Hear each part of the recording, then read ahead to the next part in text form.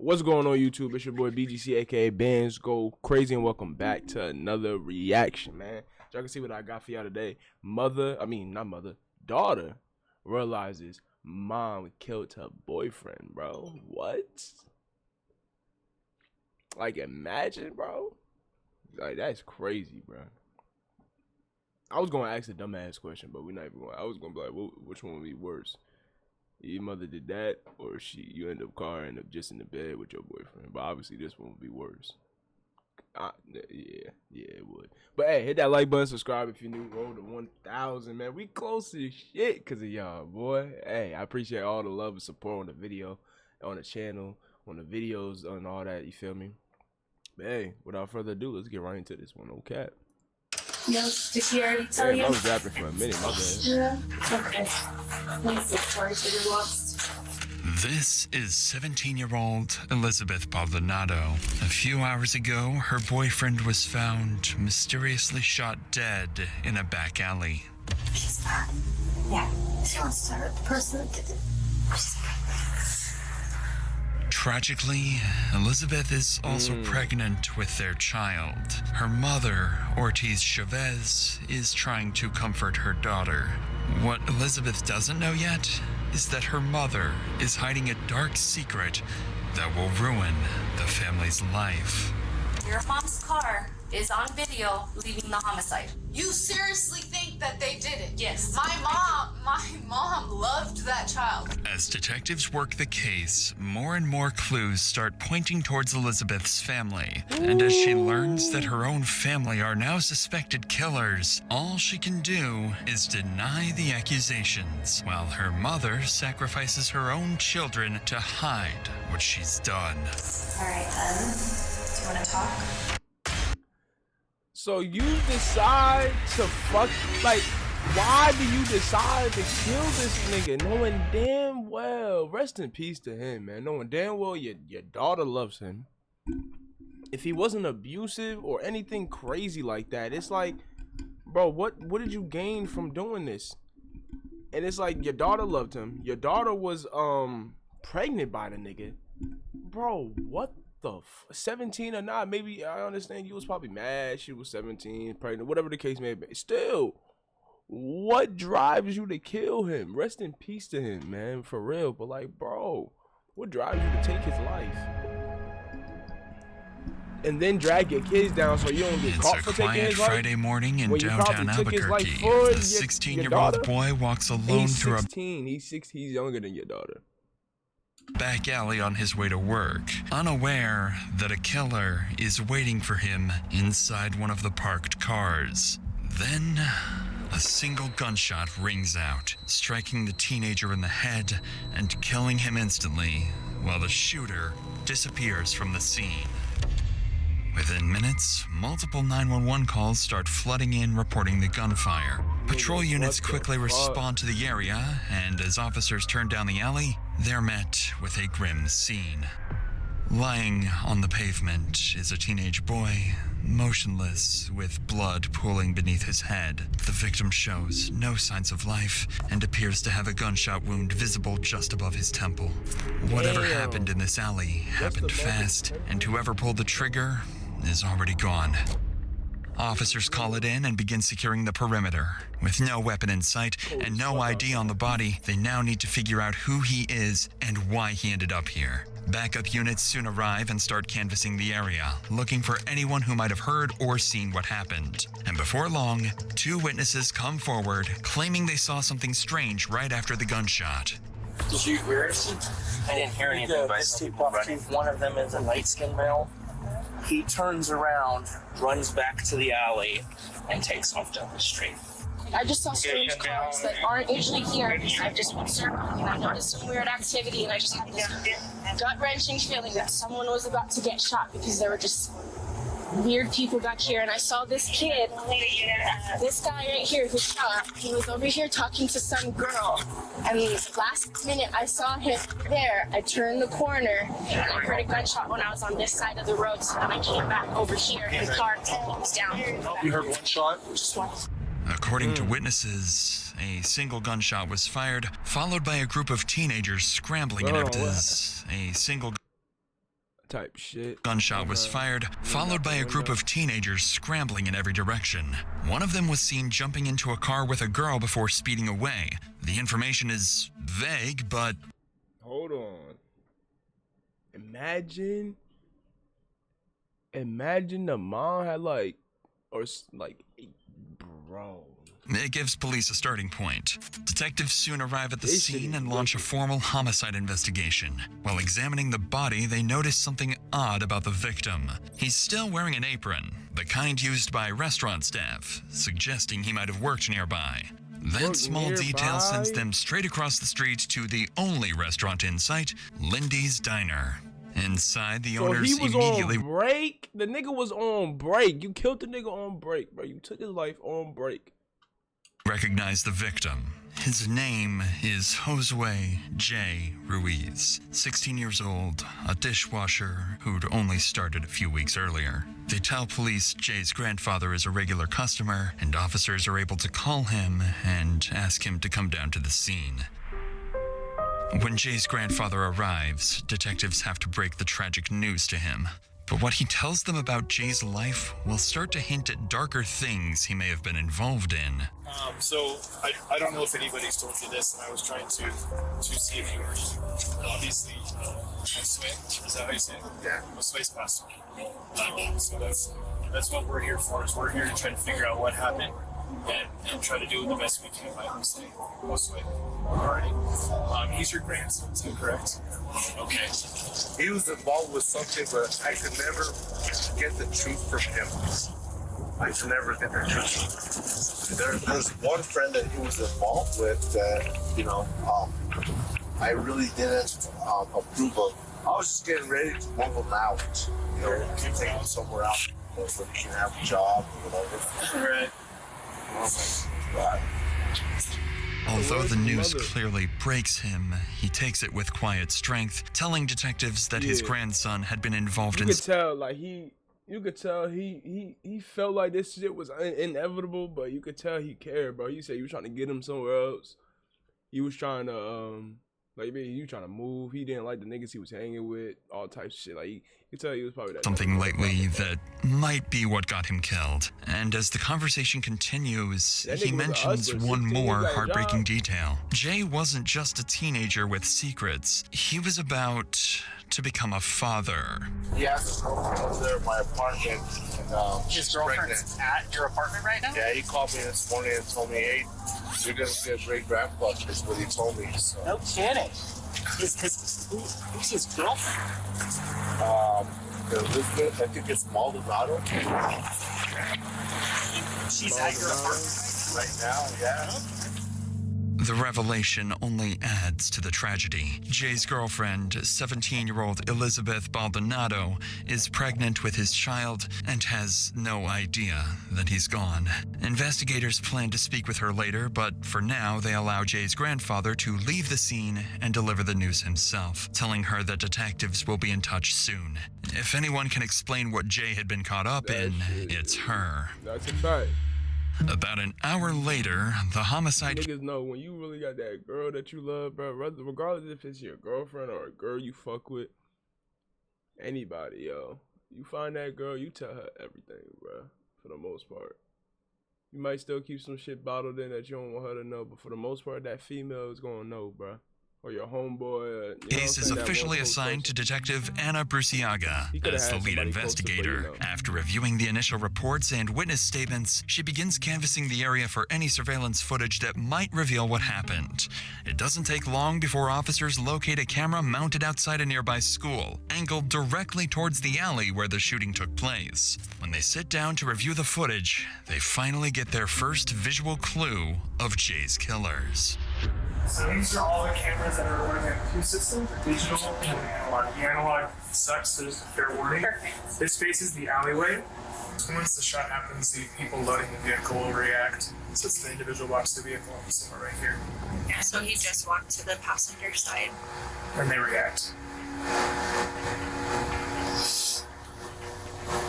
It almost looks like a Toyota.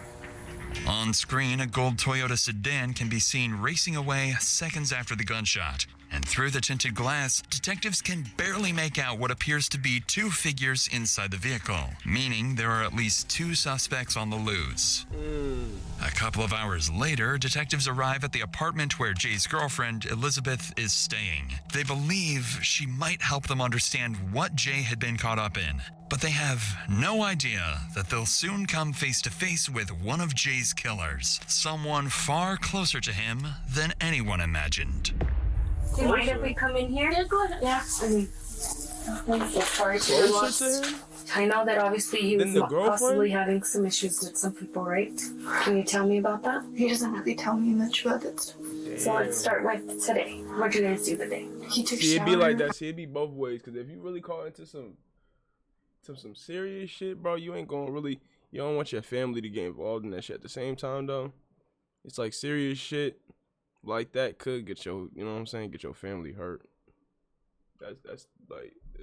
At like 8 o'clock, he was getting ready to go to work at 10. I was making appointments today because we found out that I'm pregnant.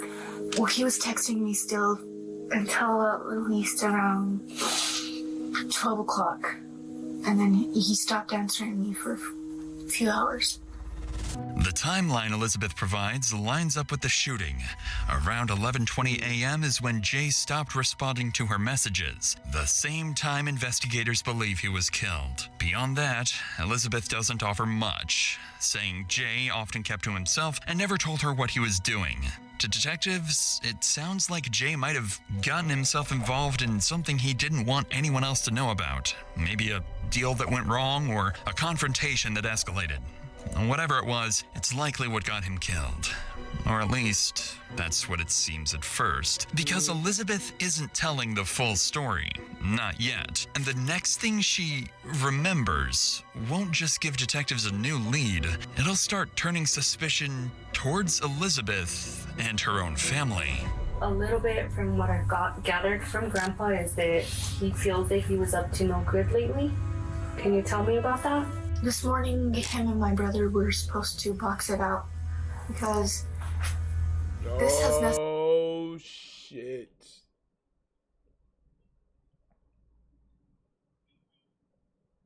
This shit is not looking good, bro. Nothing to do with this at all. My brother and him just don't get along. They bump heads very much. But my brother would never do this. He knows how I feel about Jay. And which brother? My younger brother. Your younger brother? What's his name? Angelo. Tell me a little bit about why they were gonna box it out. Me and Jay, we were arguing about something. I don't remember what. But we started getting really loud and my brother got tired of it, so he came in and told him to stop yelling at me, and then they just started fighting. Physically fighting? No. So did they text each other that they were gonna fight? No. Jay called me and told my mom that he wanted to box it out with my brother. According to Elizabeth, her brother Angelo was supposed to box it out with her boyfriend Jay that morning. A teenage fight meant to settle whatever tension had been building between them. Although the fight never happened and Elizabeth insists it has nothing to do with the homicide, it suggests the conflict could have been personal. Investigators will now have to follow up on this and look into Angelo's involvement before ruling him out. But before the conversation can continue any further with Elizabeth, Jay's family arrives at the apartment. Word of the shooting has already reached them, but they still haven't received an official confirmation from police. Detective Anna Bruciaga has no choice but to break the tragic news to Jay's mother, a moment that no amount of experience could ever prepare anyone for. Can you tell us what's going on? Yeah, absolutely. First and foremost, your loss. Okay. Right now, I don't have much other than officers were dispatched to the alleyway in reference to who said people did. What happened? And that's why so we just got called out. That's why I'm trying to interview as many people as I can. That's why I headed here first, and then I was headed your way because I do have some questions. But as of right now, I don't. Okay. I really.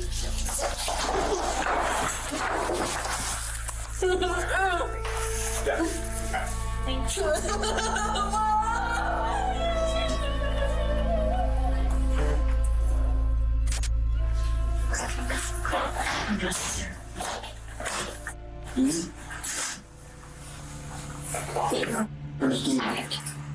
With the devastating news delivered, Detective Anna Bruciaga tries to gather any insight from Jay's family, but they don't seem to have any. Even his mother can't imagine who would want to hurt him, leaving detectives with no clear leads or motives to work with. As investigators collect Jay's phone and prepare to leave, another woman walks into the apartment, Ortiz Chavez, looking to comfort her daughter. Detective Bruciaga sits down with her to collect some basic information. A casual conversation at first, until Chavez mentions a small detail that catches the detective's attention and quietly puts her on the radar. I drive off. Toyota? Yes, I could go. Yeah, it's cool. Soldados, I just looked there, whatever. Oh yeah, you're cooked. You drive a gold Toyota.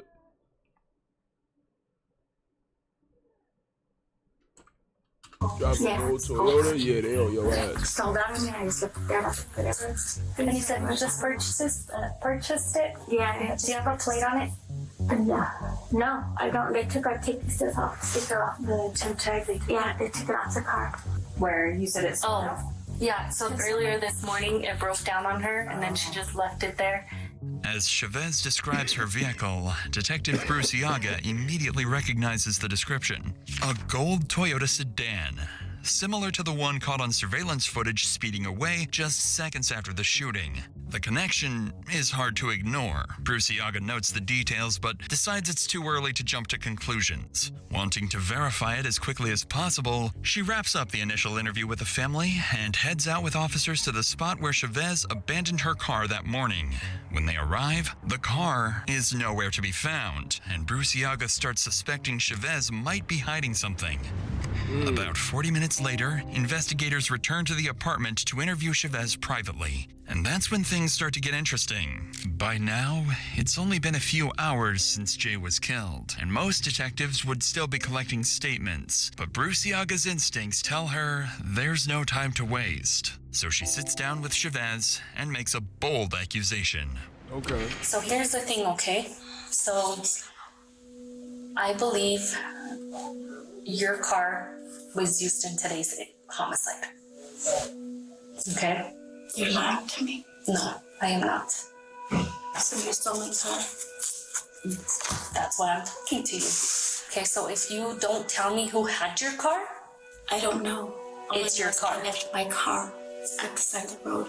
okay. I didn't lend my car to nobody. Detective Bruciaga is quick to connect the dots, suspecting that it's Chavez's car that was speeding away. But Chavez claims she abandoned it and it must have been stolen. However, the detective is about to take things one step further, because if Chavez's car was used in the murder, the next logical question is who was behind the wheel? And with what Elizabeth revealed about the planned fight that morning, there's only one name that fits. Chavez's son, Angelo. So what I'm getting at is that what are the odds that your son and his friends have a problem with Jay, and Jay is now dead, and people are telling me it's your car on scene. But my son said he wouldn't, and neither would Javon. And I was with them today. Okay. So you were with them all day? Yes. GG's. Pack up. It's over with. And they suspected there was 2 people in the car? Yeah, it's My over son with. had an interview at 9 o'clock. And we were over at the Whataburger over there. Cottonwood or whatever. Did you drop him off? No, I didn't leave the Whataburger. Okay, so you waited for him to be done. Yes, and we went back together to my house. Okay, then you guys go back to the house. Mm-hmm. Okay. And he stayed there. And I left with myself, the car, to go see Elizabeth. Chavez's morning timeline only reinforces the detective's suspicions. If she really abandoned her car around 10:30 that morning and it suddenly vanished, then there's a very high chance it's the same gold Toyota caught on CCTV later when Jay was shot. Witnesses also reported seeing a young male and female inside the car. And with Chavez having both a teenage son, Angelo, and a daughter, Elizabeth, things are starting to look very suspicious for her family. Bad. It's looking For bad. now, though, it's either looking like your daughter and your son, or you and your son.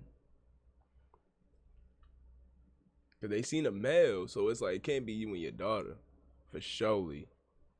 So it has to be your son. If it's like, damn, bro, jeez.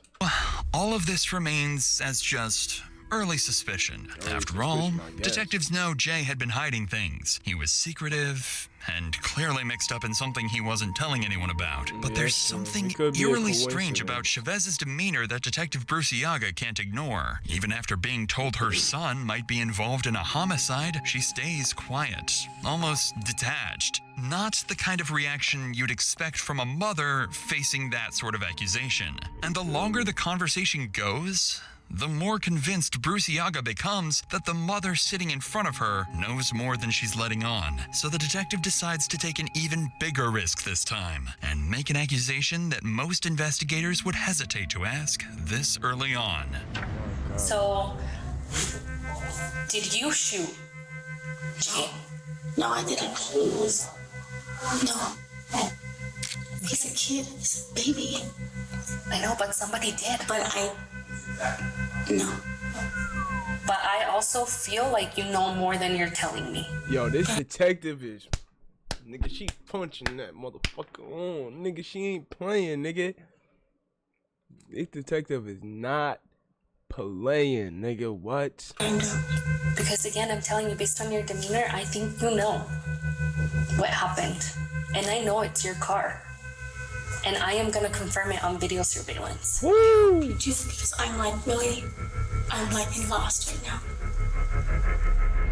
Again, Chavez's reaction isn't what Detective Bruciaga expects at all. Instead of breaking down or reacting defensively, she simply denies it with a sorrowful face. This response leaves Bruciaga torn between two possibilities. Either Chavez is innocent but in complete shock, struggling to process what's happening, or she's carefully keeping her composure to hide a guilty conscience and protect her children. Either way, she sticks to her story, and with nothing concrete so far, the interview comes to an end. But even without proof, Bruciaga can't shake the feeling that her instincts are right, that one of Jay's killers is sitting in this very apartment.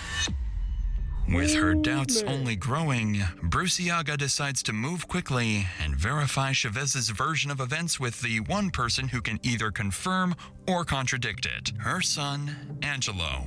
Within an hour, investigators head straight to Angelo's workplace to talk to him in person. Whatever he tells detectives will either clear his family or make things even worse for them. So there was a shooting down. And they separate, you know, when you catch them separate, it's hard for, you know what I'm saying, for them to keep a story together. Downtown today, and somebody died. So I know that you knew him. I think he was actually somebody that you knew because he was dating your sister. Talking about Jay? Yeah. Is he alive? No, he's not. He's dead. So I just wanted to find out from you just a little bit. Can you tell his grandpa? You talk to his grandpa? Yeah. You tell his grandpa sister. Okay, yeah, for sure. So explain to me what this whole, like, your mom and your sister explained, like, this beef between you and Jay. So explain that. We had a problem with his sister.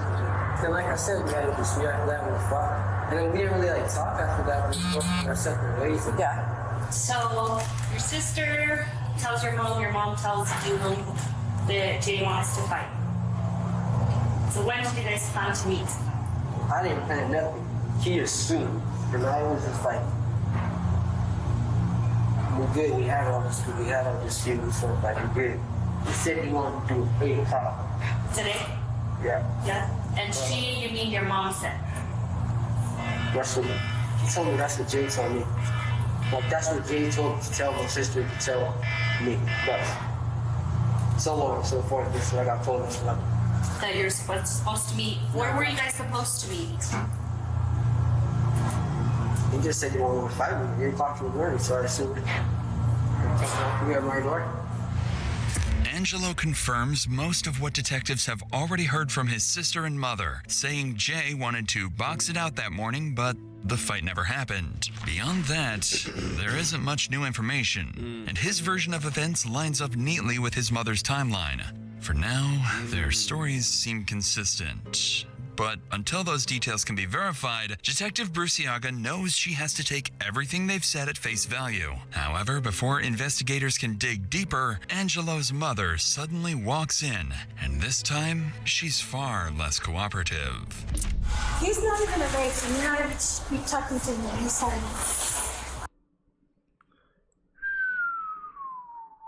Like, she knew they was coming here, nigga.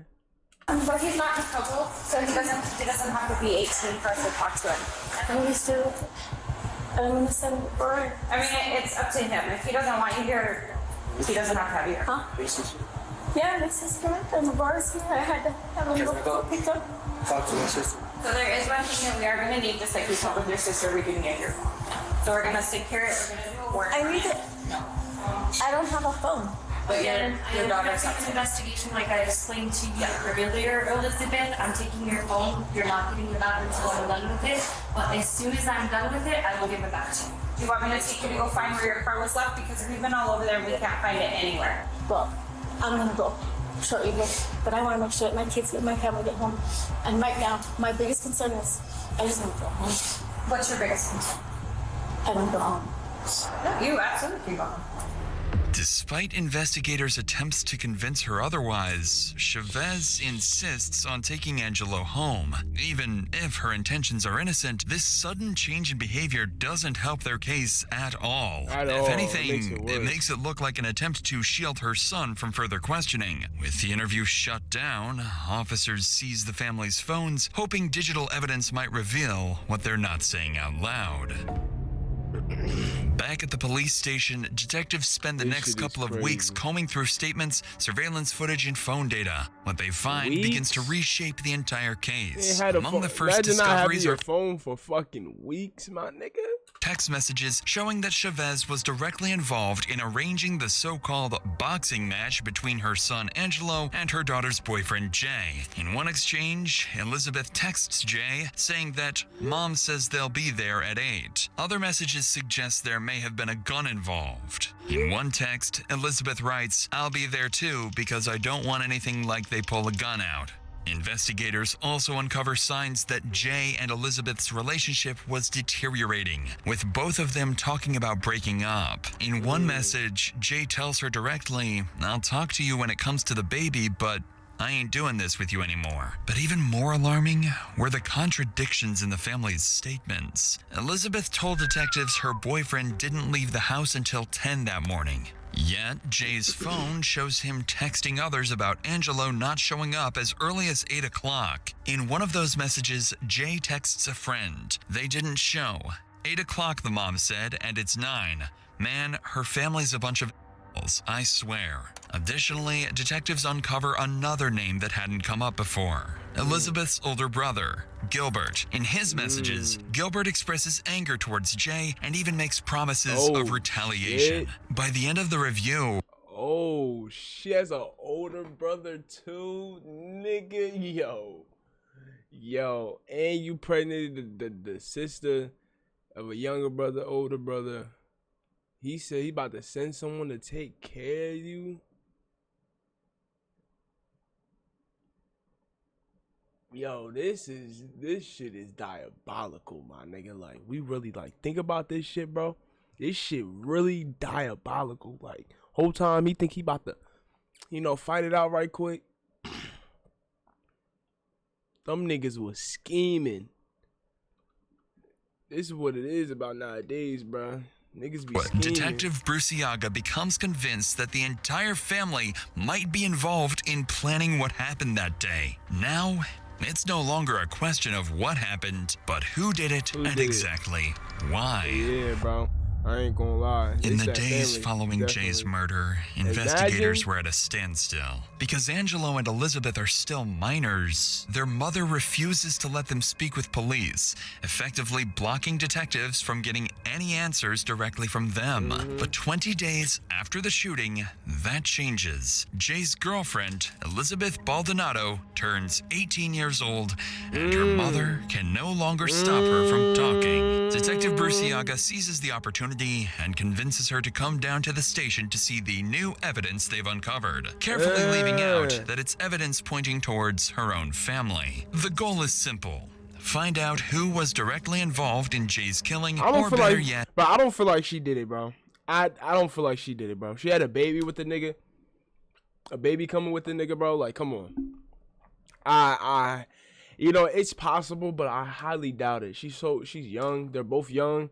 They have a baby coming, even though, and it seemed like he still cared about the baby, even if he didn't want a relationship with her no more. He still cared about the baby. So it's like, with that being in mind, I don't see her wanting to plan something for him to get killed. You know what I'm saying? Like, get a confession. But before we get to that, do you struggle with deciding what to cook every day, or just cooking more? Now, these sanity box only varies by plan. 10 free meals, this time for life. With that said, let's get back to Elizabeth's interrogation. This time, detectives plan to double down on the accusations instead of playing nice. But this will soon backfire, because unlike her mother, Elizabeth's reaction will be very different. Now that some time has passed and you've had time to think about it, Elizabeth, I want to hear what happened. Because I think you know more than you told me that day. I don't know anything.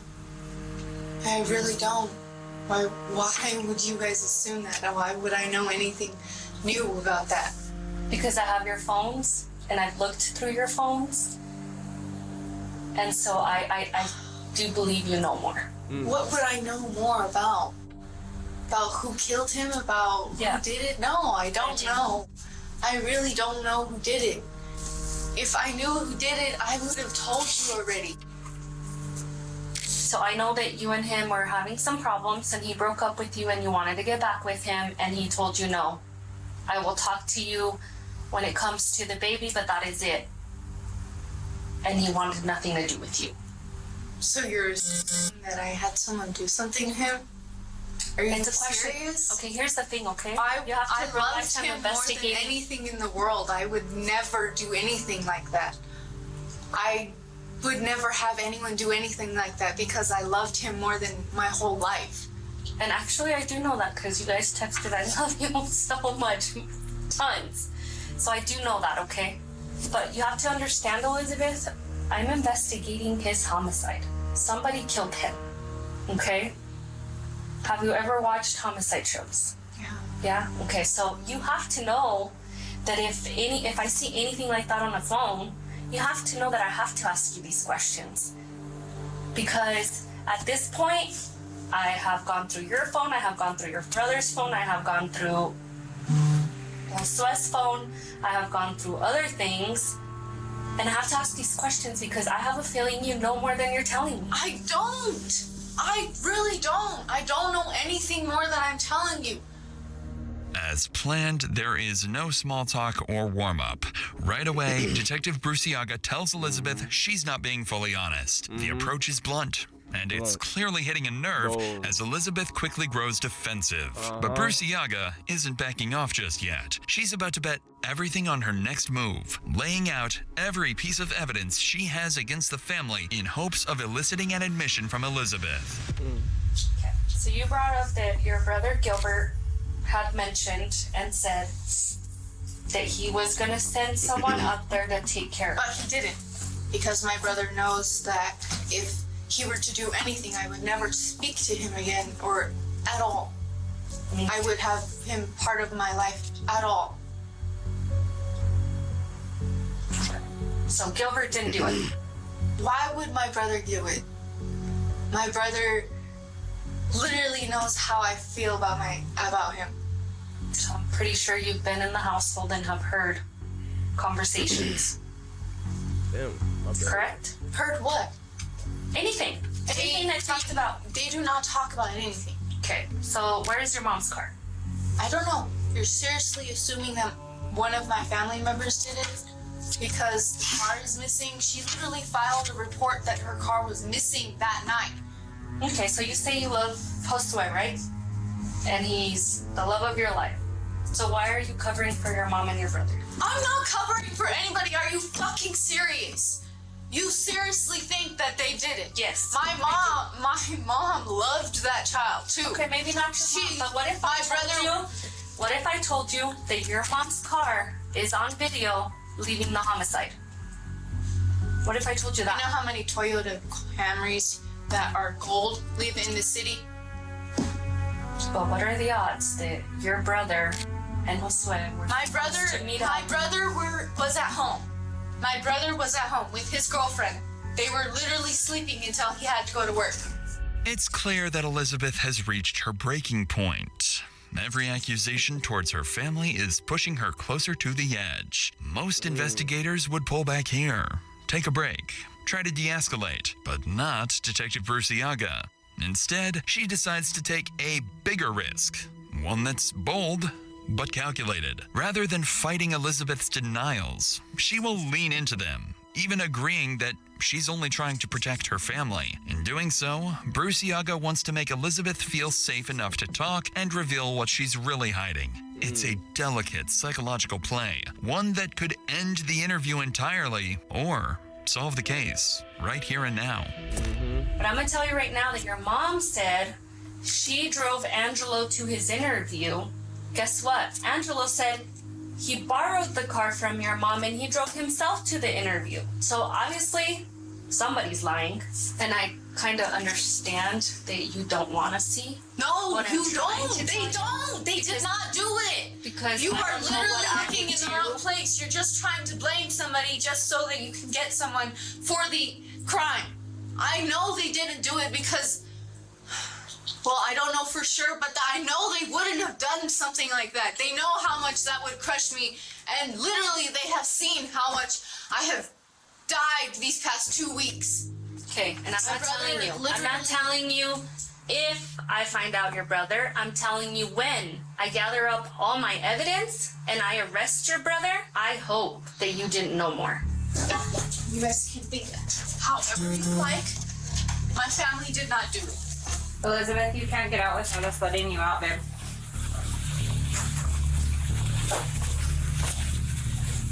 Elizabeth, I think you're ready to tell me more than you're telling me, okay? You have to realize, Elizabeth, that somebody took your baby's dad's life, and now that baby is not gonna have a father. And as much as you love your family, they still took your baby's dad away. Now that baby's not gonna have a dad.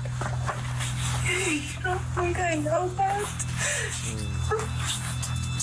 This is really all I think about every day. I'm sick. Can we finish talking in the conference room? Just because I can't hear, actually. Yeah, we can't be sitting in the hallway, Elizabeth. I'm sorry. This is our victim side, so. Elizabeth's finally had enough. The weight of the questioning breaks her down, and she's emotionally exhausted. Detectives try to take advantage of the moment, hoping her vulnerability will make her open up, but Elizabeth doesn't budge. Through tears, she keeps insisting her family is innocent. With nothing useful coming from Elizabeth, the interview ends. She's escorted out of the building, and investigators are back to square one. Still, Detective Bruciaga can't shake her suspicions. She knows this family is hiding something. What she hasn't figured out yet is that she's been focusing on the wrong suspects all along.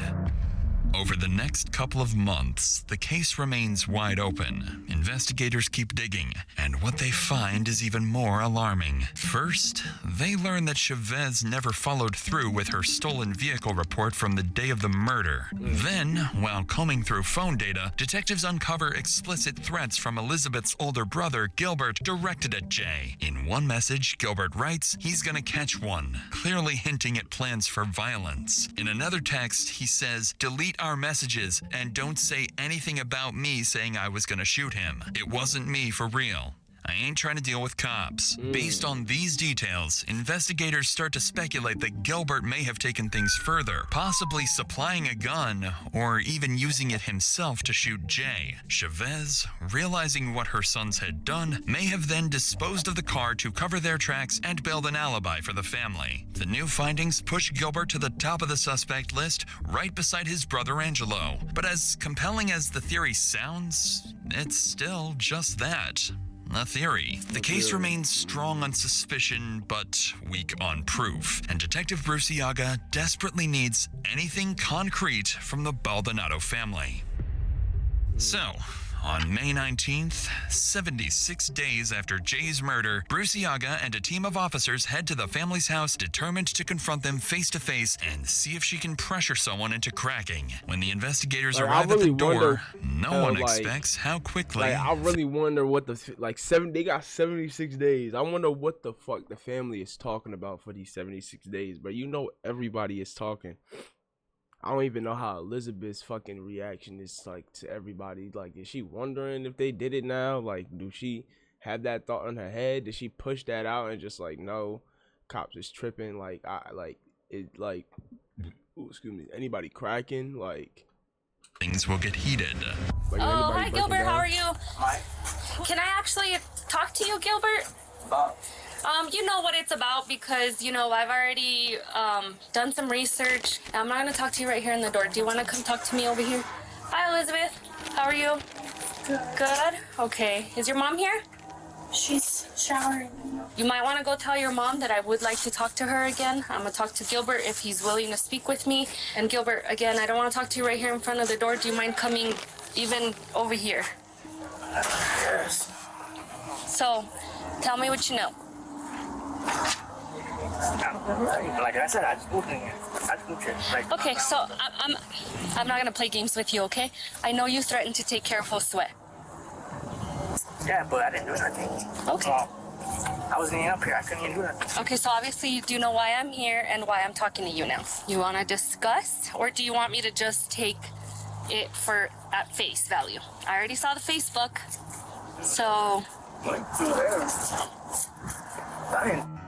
Huh? So you can do whatever. I didn't do shit. So. Okay, so. I'm innocent. Again, in your Facebook, you do disclose and say you're going to send somebody to take care of him. Yeah, but did I send? Okay, so, well, who'd you send? Because he died. I didn't send nobody. Do I need to be any clearer? He died. Yeah, but I didn't send nobody. Mom, ain't nobody want to do it. They're all scared. Can I see your phone? Can I see your phone? Thank you. It's a T-Mobile. Okay, I'm going to take it. I'm going to do a warrant on it, okay? Yeah, take my phone. Yes. Again, you have to realize that I'm investigating a homicide. Okay, a homicide in which you threatened to kill my victim. So you're going to take my phone? Yes. Damn. I'm going to take your phone. I'm going to do a warrant on it. If for any reason... Just don't look at the pictures, you know what I'm saying, unless you want to see something, but it's all about something. Okay. Well, I won't look at pictures, but I am interested in who you've been talking to, text messages, and so on, so I am going to do a warrant on it, okay? With no luck getting anything useful from Gilbert, Detective Bruce Iaga cleverly confiscates his phone, hoping it might hold the evidence she needs but still can't prove. As this is happening, Chavez is seen stepping outside and speaking briefly with officers. She looks like she's in a hurry to leave. Not willing to let the moment slip away, Detective Bruce Iaga plans to intercept and confront her about the boxing match she helped organize to see how she reacts when cornered. This time, however, Chavez isn't the same calm, collected woman from before. What Bruce Iaga gets instead is a very different side of her. Then show me. Are you ready? I love you. I was ready to see us. Can I talk to you really fast? I have to catch the bus, so, I mean, you got 5 minutes of my time. Okay. And that's it. Thank you, Gilbert. Thank you for speaking with me. Have a good day. Be safe. We'll check in with you before we leave if you want to talk to us again. Hi, Elizabeth. I know you're going to be quick and all, but so you know why I'm here, okay? I don't got to repeat myself. I don't want to repeat myself. I don't want to play But games, this is that okay? confirmation number from when I had called, because I called that same evening, and Yeah, nobody ever you came did. out of it. You didn't report your car. I did. This No. is it. Yes, it is. I already know. Okay, you know they what, tried. Eddie? I'm not trying to be mean with you, but this is the confirmation number that. So why did you set up a fight between Angelo and Josue? No. Yes, you did. No. The I little have boy called over. He called to the house. Mm-hmm. He was asking for a fight. I was like, wait a minute, you want to do what? I was like, are you serious? It was either that or you want to sit there and do some stupid things. I'm not trying to have stupid things go on between those boys. Those boys need to learn how to get along. Like I said, So are you gonna write I this have down? phones. I already know when you called it in. You never fully followed through. I did. I waited for them to get here. Okay, do you have the title to the vehicle? It's in that vehicle. That's what I was trying to tell y'all. Like, I cannot give you any more information because it was in the vehicle. I didn't even get to register the car or anything. You've had the car since before January. Yeah, and I also had to get an alternator for it. You know how much money it takes to just for me to save for just a little bit, a few things? But the little boy, he called. He wanted to make the fight. Right. And I I'm was not asking saying myself, like, what Josue. are you going to do? I'm not saying Josue didn't set the fight, but you let them know and you set up the fight because they were gonna fight that morning. No, because they had to know. I'm like, this is what's going on when your sister's left. What do you guys think about this? Yeah, I let them know because they needed to know. Because that's not right. So I'm gonna tell you something, okay? Yeah, my 5 minutes, I'm done. Okay. Well, I'm gonna tell you something, okay? When I charge someone, you're gonna be charged along because I know you're hiding the truth and I know you're listening to me, and it would suck for Aurora and Elizabeth's baby to not be present, for you not to be present, because I will charge you because I do know you were gonna set up that fight that day. The end. Young lady, Damn. I ain't gonna lie. This detective is. Yo, she not fucking around, bro. She not fucking around, bro. I got it off your daughter's phone. Goodbye. Clearly, Chavez is done talking as she storms off the scene, angry and defensive. But in her frustration, she lets something slip, admitting that she knew about the fight between Jay and her sons, though she insists it was all Jay's idea. Before leaving the house, Bruciaga tries once more to speak with Elizabeth to see if she's finally ready to tell the truth. How you been, Elizabeth? Fine. Are you still pregnant? Yeah. Yeah? How far along are you? Well, from my menstrual cycle, she said 14 weeks and 7 days.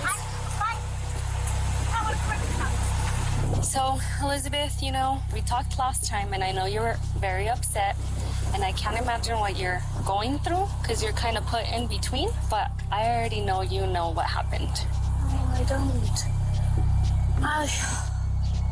I don't know what happened at all. All I know is that when his grandpa got back, he told me that Jay was dead. I would just hate, and I truly, from the bottom of my heart, still believe that you weren't involved. But I would just hate to find out that you were involved.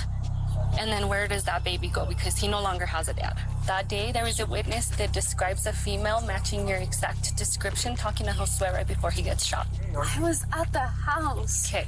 Do you realize how close you cleaning. live? I was literally cleaning, Again, doing Elizabeth, all of listen that. to me. And then when his grandpa came home, he walked in on me washing the dishes. You're not going to change my mind because, I mean, is it weird that she lives here and she knows nothing? Well, Elizabeth, you have to think. But can I talk to you for a second, Elizabeth? What? So say something else. I know we're not trying to upset you any more than you already are or anything like that.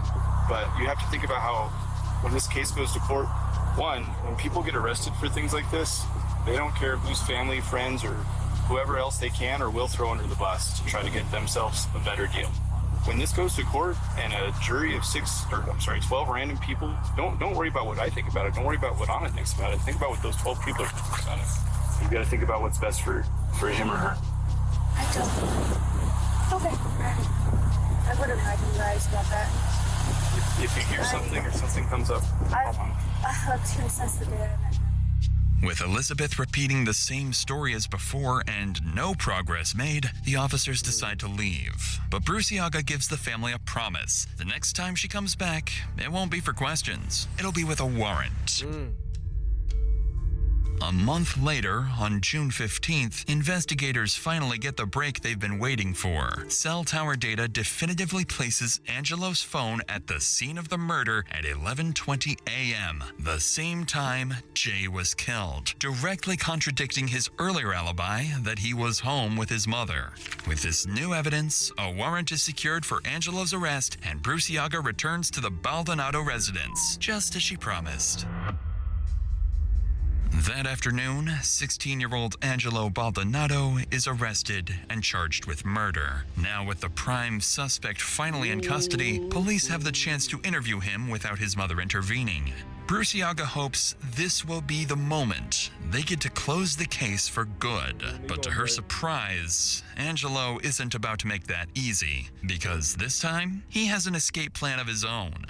Hey, Angelo. I'm still in a chair, sorry. Is my mom gonna be here somewhere? Is your mom gonna be here? Was she driving? Was she driving down here? Oh, she was talking to one of the people that was there at the house. Oh, at the house? Yes. I was at the office, sorry, I was no longer at the house. Okay. She should be coming. So she should be coming. Okay. And if not, like, she should be coming. She should? Okay. So you do remember me, and I actually do know you remember me because you're like, can I talk to Anna? So, but again, I am Anna Bruciaga, deputy. This is my partner. So, Angelo, because you are a minor, I am gonna read you your rights, and we're That's why I want my mom here. That's me. Like, man, I had questions. If I wasn't like gonna talk to my mom with her. So you want your mom here while I read you your rights as well? Yeah, I want her for the whole thing. For the whole thing? Okay, fair enough. She's asking so much. At this time, you are gonna get booked for your warrant, okay? What exactly is the warrant? It's a homicide warrant. But why are you doing this? Okay. Again, you know, because you said that you wanted to speak to me with your mom, I can't ask you questions. At this point, I am booking you for the homicide warrant, and that's all I can do. It's certainly not the response Detective Bruciaga was hoping for, but it's hardly surprising. After months of his mother keeping him away from investigators, Angelo refuses to speak without his mother or a lawyer present. With no cooperation and no confession, there is nothing more detectives can do. Angelo is booked into the county's juvenile detention center, held without bond while prosecutors prepare to take the case to trial. For now, he's the only family member officially tied to the crime, and investigators believe they've finally got Jay's killer behind bars. But what no one has caught on to yet is that Angelo isn't the one who pulled the trigger. He's just a scapegoat, taking the fall for a killer who's still free and quietly getting away with murder. That's crazy. A full year. A fool? They let that nigga be in there for a year? Passes since Jay was tragically killed. His pregnant girlfriend, Elizabeth Baldonado, gives birth to his son in November 2022. Her social media posts show a young woman trying to rebuild her life, sharing photos of her baby, spending time with friends, and appearing to move on in a new relationship. On the surface, it seems like life is slowly returning to normal. Meanwhile, her brother Angelo remains in juvenile detention awaiting trial. The case seems closed, and Jay's family begins to find closure, believing justice has finally been served. That is, until, out of nowhere, police receive a phone call that changes everything. Oh, shit. In March of 2023, a woman contacts detectives claiming she's been talking to Elizabeth's older brother Gilbert on Facebook, and according to her, he's just confessed to knowing exactly who killed Jay that day. I've been kind of watching everything that goes on Facebook, and I was able to see that Gibby was pretty hateful towards his mom, and so I figured maybe I could get him to say something about it. So I messaged him, "Why is your brother locked up?" Because my mom and him went to go fight my sister's baby daddy because he beat her. And when they got there, my sister's baby daddy tried to pull out a gun, but he got hit before he could even get his gun. But they put the murder on my brother. I said, "That's real f***ed up. Why they put it on your brother?" He said supposedly witnesses were there and said it was him. And they say they also got video and that it looks like him in the video, but you can't see shit. All you see is a big ass group, and then everybody scatters. I said, "What the f*** your mom mom didn't tell nobody, it wasn't him. He said, nope. He said, the crazy part is my little brother ain't telling on my mom. Said, so your mom did it and let your brother go down? And he said, yeah. I said, have you tried to tell your brother to tell? He said, yeah, but he tells me no. But that's how we was raised. No matter what the situation is, don't tell. And if we do, we gotta face consequences.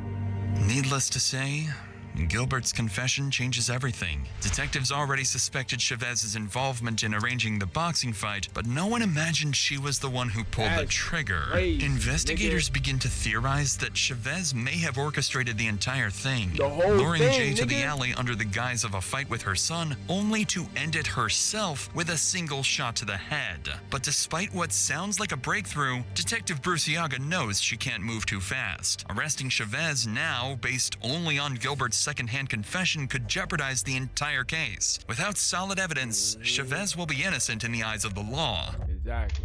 Over the next few months, investigators work quietly, monitoring jail calls between Chavez and her son Angelo. Most of the conversations are vague, small talk, cautious wording, but in one of the calls, Chavez makes an interesting statement. When Angelo asks why his brother Gilbert looks sad, Chavez replies, "He's heartbroken you're in there. I told him it's because I f***ed up, because I'm stupid, period." Hearing what sounds like an admission of guilt, Detective Bruciaga seizes the opportunity and visits Angelo at the detention center, hoping this time she can finally get the truth. When she meets with him, she doesn't have to do much convincing, because Angelo is already prepared to make a deal and save himself. If everything would be happening what we're talking about right now, would I get at least the first degree dropped on? So we do the way to work around it. So if you're wanting to now give a statement, we can definitely schedule an appointment where it's me, you, and the attorney. And then I'm more than welcome to talk to you then. After Angelo agrees to cooperate, detectives quickly arrange a formal interview with him and his attorney present. Angelo ends up corroborating his brother Gilbert's confession, confirming that it was his mother who pulled the trigger and drove away from the scene. With both sons telling the same story, there's only one crucial piece missing to solve the case: a confession from Chavez herself. Without her own words, the defense could argue that the boys are lying or that their statements were coerced. A few days later, an arrest warrant is issued, and Chavez is taken into custody. Detective Bruciaga brings her into an interrogation room determined to secure an admission. Not through confrontation this time, but through empathy. If the plan works, they'll finally close the case for good. But if Chavez sees through it, the interview will be over before it even begins.